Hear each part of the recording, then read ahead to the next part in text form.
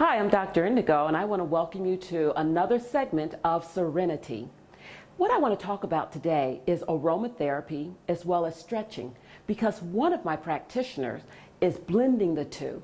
And it's awesome because I've been writing for years about wellness. And one of the things that I would write about is aromatherapy. For instance, here I have Serenity, right? Or tea. And the thing about this tea is that it's jasmine. Now, I love the smell of jasmine. It's no coincidence that many things that we eat, we also can smell it. Our tongue is one way of tasting, but our nose is more significant than our tongue, if you can believe that, right? And so I want to talk to you about how you can have more wellness just by scents. And I also want to say it's going to make a lot of sense to you when we talk about scents. I know that's kind of corny, but I wanted to say it. So let's talk about various scents. When we talk about things like bergamot, lemon, peppermint, jasmine, eucalyptus, all these different things have different things that it does for our body. For instance, some things will perk us up. Some things will calm us down, like lavender. And when we start looking at the day, I'll give you an example. I was in Indonesia maybe about a year ago, and there were 1,000 women in the audience. And it's not that the number was so great, it's that I didn't speak their language fluently. And I also know that there's a big cultural difference. So I was a little nervous, and I'm not usually nervous going on stage.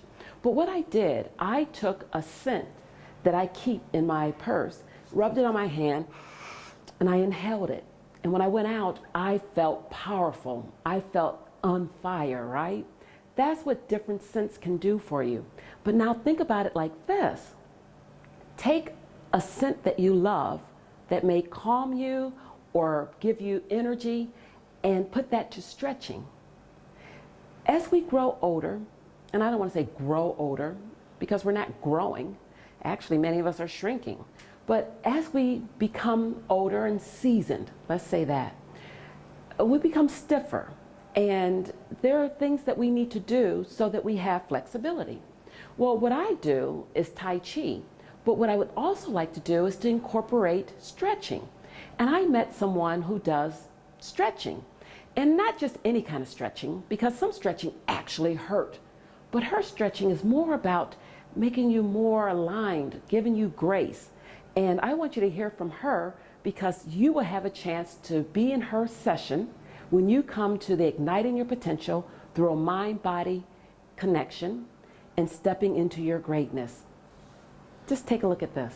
So I'm excited as I'm doing this aroma movement stretch. It combines the techniques of ballet restorative movements along with breathwork techniques, and I'm also combining it with essential oils. So with the integration of essential oils, it gets extra special because it actually helps you to combine the molecules of the essential oils to help to expedite the process of movement flexibility in the body.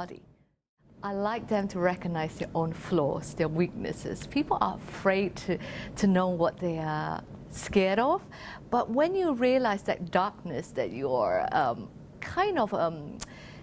beholding back for a long time, that's when you realize there are so much goodness in you that you can actually work towards. So that's how I like people to look at it's almost like the yin and yang. When you work with that together, you are able to come forth with a whole set of understanding about who you are and what you can present to the world and share with the world. Some of the biggest signs of not living up to your purpose or living up to your daily life, it's look at the person. If the person's posture and how the person look and actually speak about certain things actually tells you a big sign about what they feel about their job or their career or their life, basically. So one of the biggest things that I love to ask my clients is, what do you love doing? And is that what something you're doing right now, or is that something you wish to do? That often always tells me whether they are actually loving their life, or that's something more that they want to work towards, or maybe they are not clear about it and they may need some guidance about it. But when you see some people, and it's quite often you see it in the mass media, there are some unique people. They are normal people who are actually doing sports or getting their career up to a certain level in their late 80s, and you think that that's remarkable. But that's something because their mind and their body and the spirit are telling them something.